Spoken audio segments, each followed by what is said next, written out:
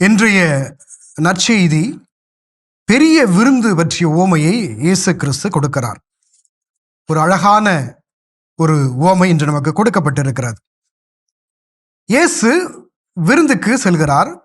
அந்த விருந்து பந்தியில் அமர்ந்து இருக்கும் பொழுது ஒருவர் அவரிடம் இறையாட்சி விருந்தில் பங்கு பெறுவர் பேறு பெற்றோர் என்று அவரிடம் சொல்லுகிறார்.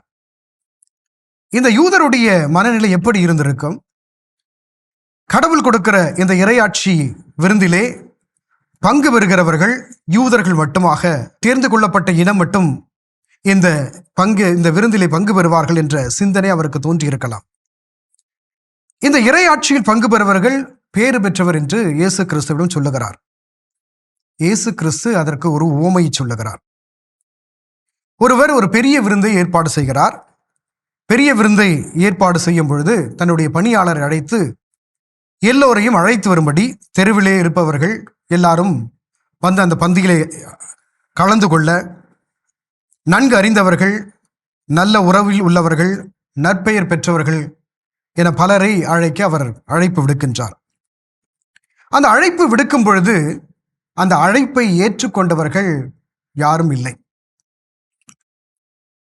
நன்கு அறிந்தவர்கள் ஒரு காரணம் சொல்லி அந்த விருந்திலே பங்கு பெறாமல் போகிறார்கள். நல்ல உறவில் இருந்தவர்களும் அந்த விருந்திலே பங்கு கொள்ள முடியவில்லை. நற்பெயர் பெற்றவர்களும் அந்த விருந்திலே பங்கு கொள்ள முடியவில்லை. அவர் சொல்லுகிற காரணம் என்ன? ஒருவர் சொல்லுகிறார், வயல் வாங்கி இருக்கிறேன், அந்த வயலை நான் போய் பார்க்க வேண்டும் என்று சொல்லுகிறார். எந்த ஒரு மனிதரும் ஒரு நிலத்தை வாங்கும் பொழுது அந்த நிலத்தை பார்க்காமல் அவர் வாங்குவது கிடையாது. ஆனால் இவர் சொல்லுகிற காரணம் ஒரு பொய் காரணம் போல இருக்கிறது. இன்னொருவர் சொல்லுகிறார், ஏறு மாடுகள் வாங்கியிருக்கிறேன், எனவே அதை ஓட்டி பார்க்க வேண்டும் என்று சொல்லுகிறார். இதுவும் ஒரு சாத்தியமற்றது. ஏர் மாடுகள் வாங்கும் பொழுது அந்த மாடு அதனுடைய தன்மை எல்லாம் சோதித்து பார்த்துதான் மாடுகளை வாங்குவார்கள். அப்படி என்றால் இவர் சொல்லுகிற காரணமும் உண்மையான காரணம் அல்ல. மற்றொருவர் சொல்லுகிறார், திருமணம் நடைபெற்றிருக்கிறது, எனவே இந்த விருந்தில் பங்கு பெற முடியாது என்று சொல்லுகிறார். திருமண உறவில் பங்கு பெற்றவர் இந்த ஆடம்பர அழைப்பில் அவர் பங்கு பெற முடியவில்லை என்றால் இதுவும் ஒரு பெரிய காரணம் கிடையாது. ஆனால் அந்த வீட்டு உரிமையாளர் ஒரு மிக கோபத்தோடு அந்த தன்னுடைய பணியாளரிடம், இவர்களை விட்டுவிடுங்கள், ஏனென்றால் அழைக்கப்பட்டவர்கள் எல்லாம் யாரும் வரவில்லை, நீங்கள் செல்லுங்கள், ஏழை கூப்பிடுங்கள், உடல் ஊனமுற்றோரை அழையுங்கள், கால் ஊனமுற்றோர், பார்வையற்றோர் அவர்களை போய் அழையுங்கள் என்று சொல்லுகிறார். என்ன செய்தி நமக்கு சொல்லப்படுகிறது? அழைக்கப்பட்டவர்கள் எல்லாம் உயர்ந்தவர்களாக, தகுதி உள்ளவர்களாக இந்த உலகம் கருதியது. இந்த உலகம் யாரெல்லாம் தகுதியுடையவர்களாக, உயர்ந்தவர்களாக, செல்வந்தர்களாக கருதி அழைக்கப்பட்டார்களோ அவர்கள் இதற்கான ஒரு பதிலிருப்பை கொடுக்கவில்லை. ஆனால் யாரெல்லாம் இந்த சமுதாயம் தகுதி இல்லாதவர்களாக ஓரம் கட்டப்பட்டிருந்தார்களோ, ஏழைகள், பார்வையற்றவர்கள், நடக்க முடியாதவர்கள், அவர்களெல்லாம் இந்த விருந்திலே பங்கு கொள்ளுகிறார்கள். இந்த விருந்து என்று சொல்லும் பொழுது கடவுள் இந்த விருந்தை ஏற்பாடு செய்கிறார்.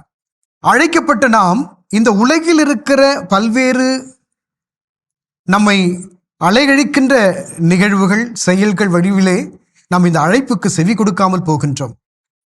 ஒரு பொருள் மீது ஆசை, ஒரு நிலத்தின் மீது ஆசை, அல்லது உறவின் மீது ஆசை கொண்டு கடவுளுடைய அழைப்பை ஏற்றுக்கொள்ளாமல் போகிறோம் என்பதை இன்றைய உவமை அவருக்கு சொல்லுகிறது. அவர் இன்னும் அழகாக சொல்லுகிறார், வீடு நிரம்பும் மட்டும் அனைவரையும் கூட்டி வாருங்கள், அழைக்கப்பட்டவர்கள் அனைவரும் உள்ளே வரட்டும், ஏனென்றால் விழிப்பாய் இருந்தால் அனைவருக்கும் அழைப்பு ஏற்றுக்கொள்ளப்படுகிறது. நீர் வழியோரங்களிலும் நடைபாதைகளிலும் போய் எனது வீடு நிரம்பும் அளவுக்கு மக்களை வற்புறுத்தி கூட்டி வாரும், ஏனென்றால் அழைக்கப்பட்டவர்கள் எவரும் என்னுடைய விருந்தை சுவைக்கப் போவதில்லை என்று சொல்லுகிறார். அழைப்பை நாம் பதிலிருப்பு கொடுக்க தகுதியோடும் எந்நேரமும் விழிப்பாய் இருக்க வேண்டும் என்ற ஒரு செய்தியை இயேசு கிறிஸ்து நமக்கு சொல்லுகிறார். அழைப்பிற்கு செவிமடுப்போம். இயேசுவுக்கே புகழ், இயேசுவுக்கே நன்றி, மரியே வாழ்க.